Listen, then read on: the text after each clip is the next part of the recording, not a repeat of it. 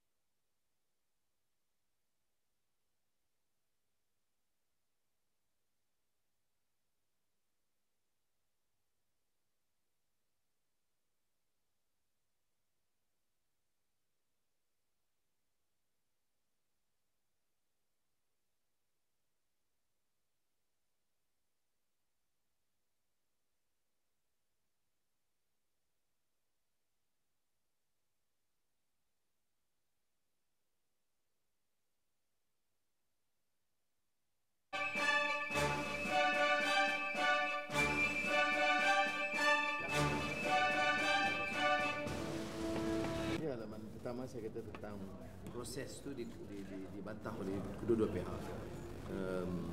Sistem perjalanan yang dijalankan, perkiraan undi hilang, macam-macam. Jadi kita kena betul satu separate. Yang keduanya, oleh itu dia mengundangkan beberapa kenyataan pemimpin-pemimpin yang tidak kerana beberapa kesilapan besar dalam proses pengundian itu dia dipertikaikan oleh banyak pihak. Walaupun kita kata semua, tapi saya rasa akan diteruskan. Tetapi saya berkenaan bahawa pemimpin itu harus patuh kepada beberapa peraturan disiplin yang bantah dalam mesyuarat. Jadi ini bukan kebebasan dalam mesyuarat, untuk harus ada latihan kepada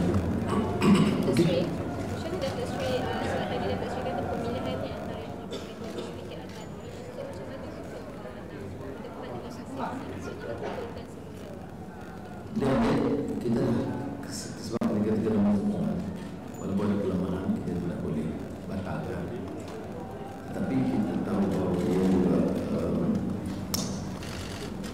perlu kita baiki bagaimana tujuan besar soal sistem tempat e-voting itu kita harus teliti. Datuk Seri, ada what position will you offer to Rafizi? Can you suggest anything? Maybe the Central Leadership Committee. Yeah. Or second? Thank you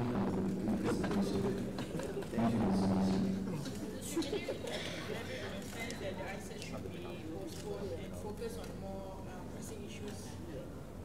Yeah, one thing is I understand behavior is not the issues because there are so much misunderstanding and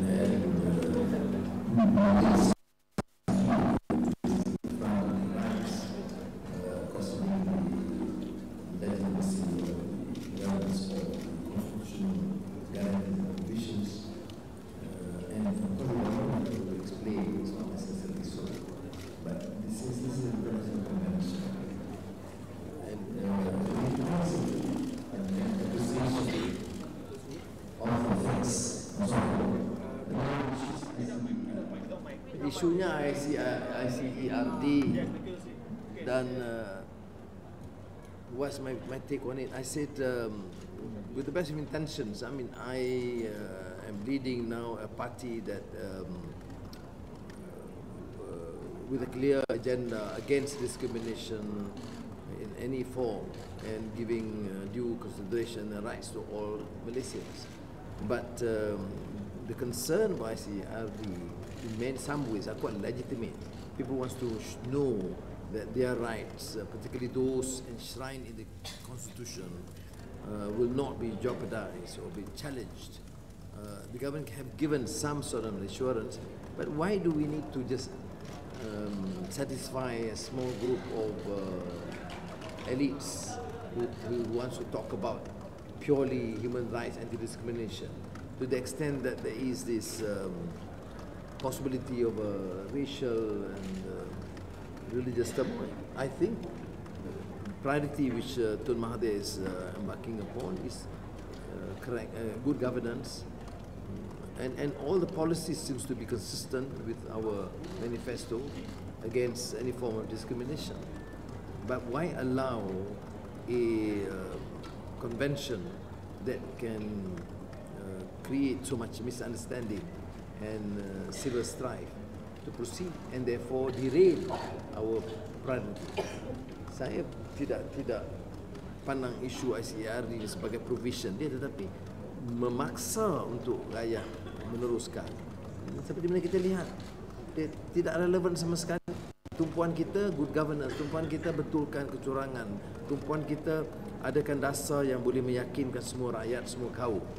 Tetapi bila ada ICERD ini, dia ditafsirkan sebagai sesuatu yang akan menghentam kedudukan orang Melayu. Jadi mengundangkan masalah. Bagi saya, tangguhlah dulu. Tumpukan hal-hal yang lebih utama dalam negara kita. Okay? Shouldn't ratify first. No, I mean, I'm suggesting that because I know the PM also expressed some concerns, and now you have seen UMNO past is exploiting this and creating the impression that the Malay position is going to be compromised, which I don't believe. Why do we need to embark on this when we know our priority now is good governance, ridding countries of corruption, and managing our economic and getting a united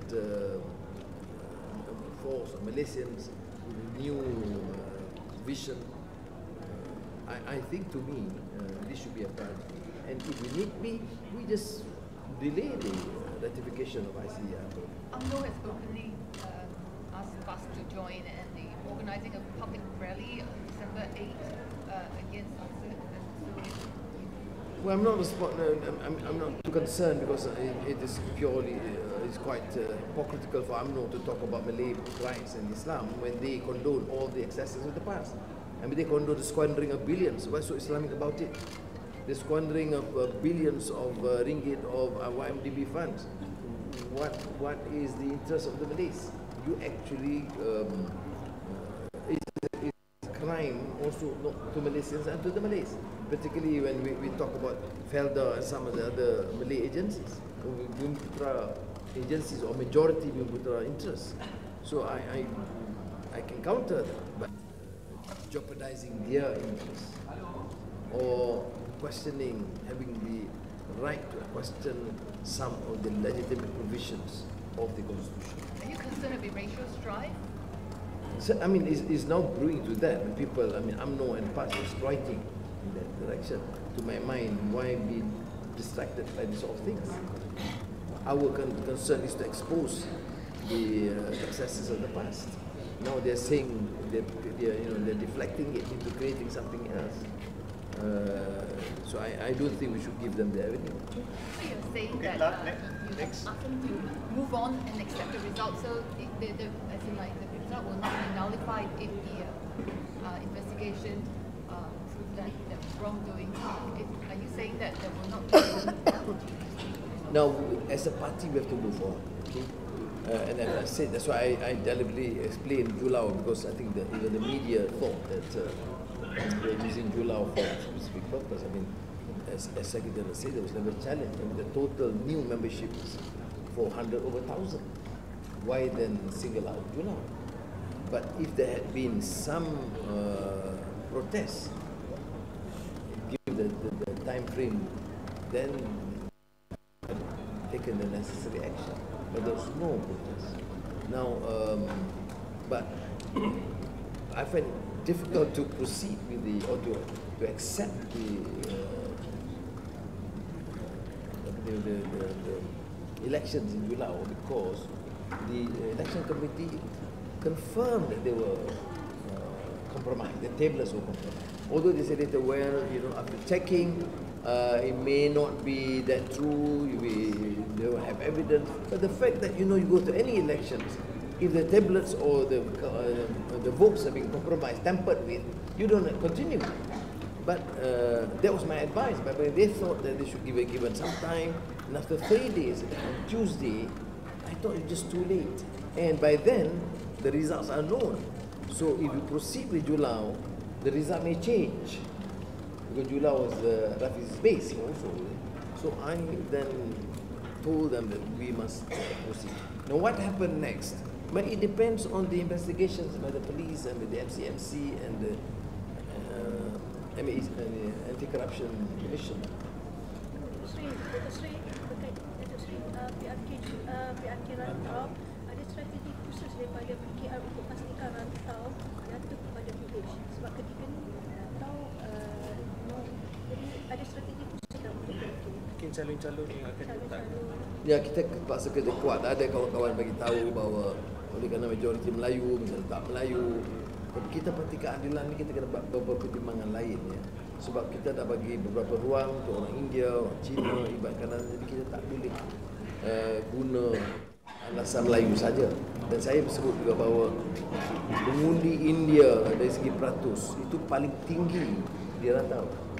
31% itu, 31% itu antara pengundi India di satu kawasan yang paling tinggi. Jadi untuk kita ketepikan itu tidak fair. Cuma saya tak boleh buat keputusan muktamad sehingga saya dengar pandangan cabang, pandangan negeri dan Datuk Seri akan mengukakan calon Datuk Seri Ram untuk PRK kali ini? saya baru jawab. Saya kata saya tak boleh bagi keputusan sebab kita kena dengar cabang, negeri dan pusat. Tapi saya dah bagi pendirian saya lah. Susah sebab dia calon dan dinafikan dalam proses yang dianggap penipuan.